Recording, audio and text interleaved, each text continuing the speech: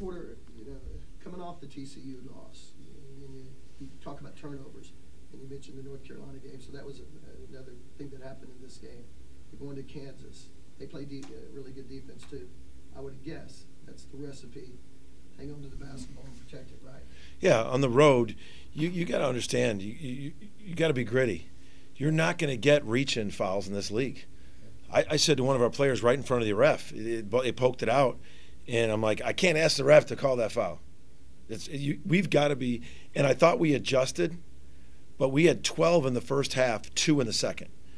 We got after our guys at halftime, that was like our main theme at halftime, and I thought we adjusted. We had 2. We can't spot that kind of, we had a bunch where they just poked it out of our hand. Got to be more ball, got to be tougher with the ball. On these atmospheres that we're in on the road, and that definitely, that was a big setback because we were doing some good things offensively. We made 8 of our first 10 shots. I thought we missed a lot of good open threes, but we started out, made 8 of our first 10 shots, did a lot of things we wanted to do, but man, we spotted them so many points off turnover. So, and a lot of them, we looked at it, a lot of them just ball toughness. We've really got to have ball toughness, especially on the road. Yeah, I can't ask for. I'm not going to ask for little reach-in fouls and poke fouls in this league on the road, because I'm going to ask for a lot of other fouls. Porter, is there any surprise to some of the decision making once you guys got into foul trouble? It seemed like the veterans were making just some mental mistakes as far as getting offensively or defensively. On the defensive end in Fort Worth, and it kind of helped dig deeper into that foul trouble. We definitely had 4 miscommunications on ball screens up at the top. It should have been switches, they weren't, and they drove it in for a layup. We addressed that in the film. Here's the thing. You've got to over-communicate on the road. When you're screaming screen right or switch, that's got to be really loud. We're going to practice today with the noise because you're at Allen Fieldhouse. You might not be able to hear this far away. So you better be on top of your communications, communication on defense, and that's what you got to learn from that, because we definitely had in the game we counted 4 like that they didn't hear or miscommunicated. It was either supposed to be a switch or a different coverage, and that we've been good on all year. But there were definitely 4 that we got to give, and that's a theme for this game. We can't have I didn't hear it. It's loud. What you guys want, right? You guys want to play in the best college basketball atmospheres. You got to over-communicate. We got to have elite huddles. Dead ball, free throws. They got to have elite. Hey, this is what we're running next. Make sure we're on the same page. Make sure we know that call. We got to have elite huddles on the road in these atmospheres. Speaking of, you mentioned Allen Fieldhouse. What about this year's Kansas team? What have you seen from their first couple of games to start play? The one thing about Kansas is, I know you all mentioned already just a second ago about how Coach Self's, forever, so physical, so good defensively, so hard. The thing I don't think they get credit for is how well coached they are offensively. They are really smart, skilled action on offense. They can keep their offense running and keep going, So a lot of offenses have 1 or 2 options in the beginning. They're as good as keep flowing through offense through the whole possession as anybody in the country, and that's what I don't think they get enough credit for. Because you think of Coach Self, you think of just how nasty defensively and physical they are, but offensively, they can put you in a trick bag. They have a lot of different things. Now, all of a sudden, you have one of the hardest scouted guys I've ever had to do offensively. Hunter Dickinson is just, he can shoot it, he can pass it, he's a huge screen. He keeps the ball high.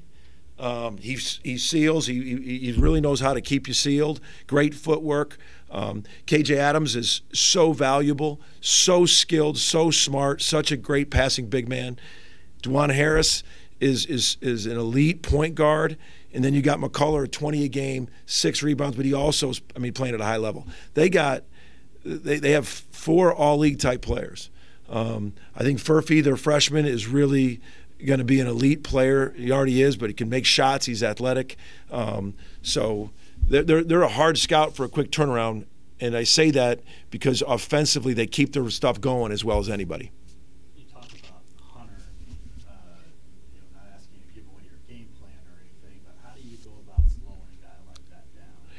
It is. It's the biggest. It's a huge decision. I think you talk to anybody that plays Kansas so far this year, you start with, what are you going to do with him?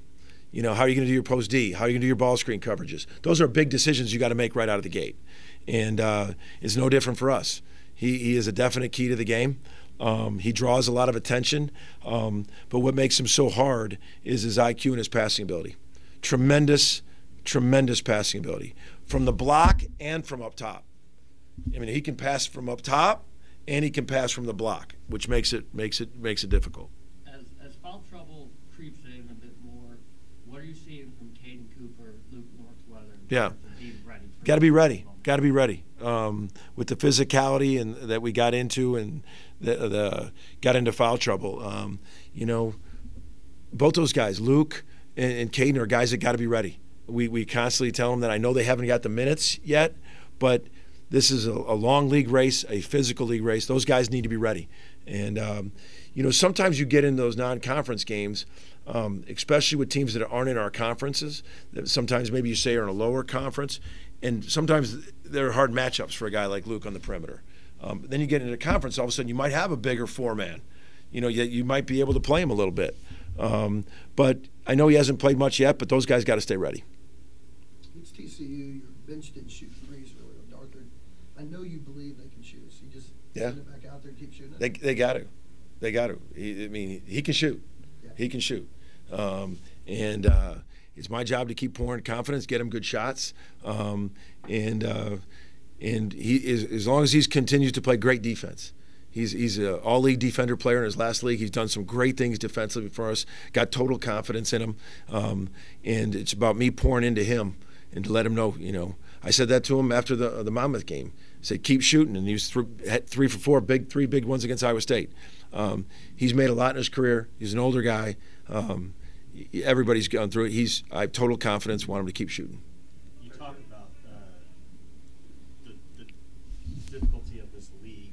What is what happened Tuesday and Wednesday across the league say about the Big 12? The road. The road.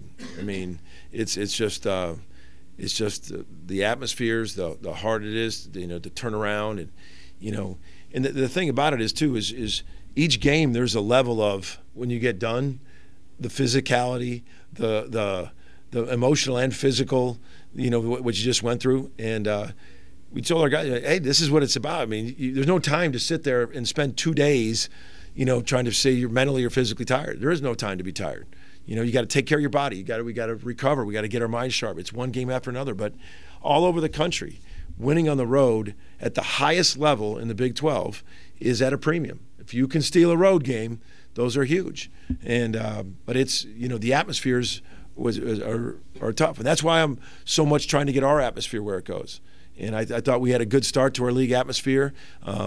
You know, with that, we'll talk about that when we get to our next home game. But that's why the atmosphere's got to be a 6-man. Porter, it seems like putting Kansas is a matchup that a lot of fans really enjoy. A lot of talk about this may be the last game of the Fog for a while. Is this a matchup you'd be interested in seeing continue in non-conference games this year? And is that realistic? It's very hard because Kansas doesn't do a lot of home and homes non-conference because they have so many premier games, like on, you know, these you know, the Champions Classic, but they got a lot of things. So obviously I'm not thinking about that right now, of future games at the Fog Allen. I'm thinking about this one, but you know, scheduling, it's their storied program, so you never leave something off the table. I'm sure it'll come up at some point, but it's got to be a two-way street, and I'm not so sure they like to do a lot of home and homes. And for us too, like we got Battle of Atlantis, we got the Jordan Brand games, we got a lot too. So it just, everything depends, and that'll be a conversation for a later date. You guys have been so close the last few times heading up to Lawrence. What do you feel like has been the difference in those games? How can you get over the hump this time? Yeah, I think we've watched them both, and both games have come down to the last 30 seconds, which doesn't happen a lot. And you know, it's stressing communication, you know, handling their runs, and you know, expect the physicality, expect transition offense. Their transition offense is in a different gear in that building. You've got to really be on your transition offense. Hunter gives you one weapon.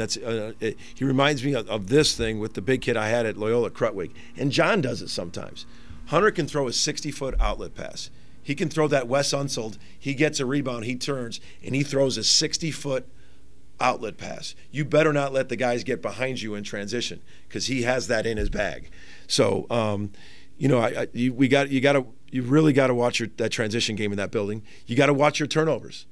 They turn turnovers into baskets in that building anywhere. So it's just taking care of a lot of fundamental things: communication, transition D, ball toughness, so that they just can't get these crazy runs.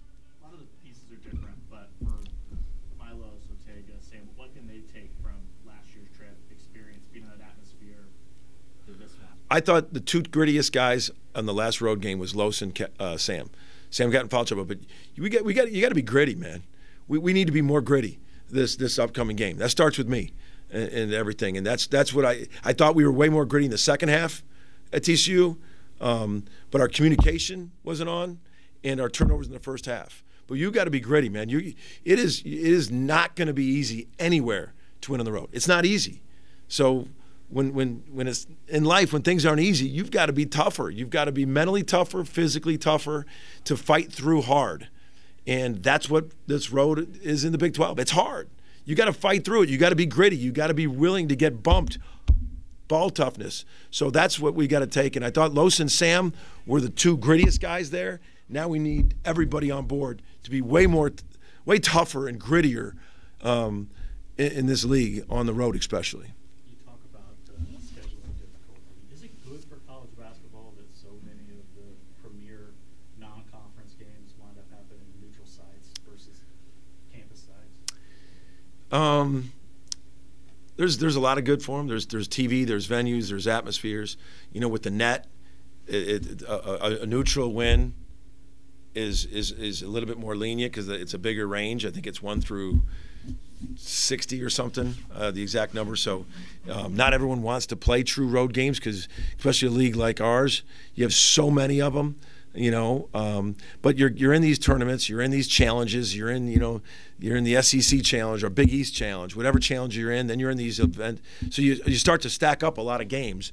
So the home and homes become an issue. So I don't know if it's good or bad. It's just it's part of what we're doing. Any additional questions for Coach? Thanks, Coach. All right, guys.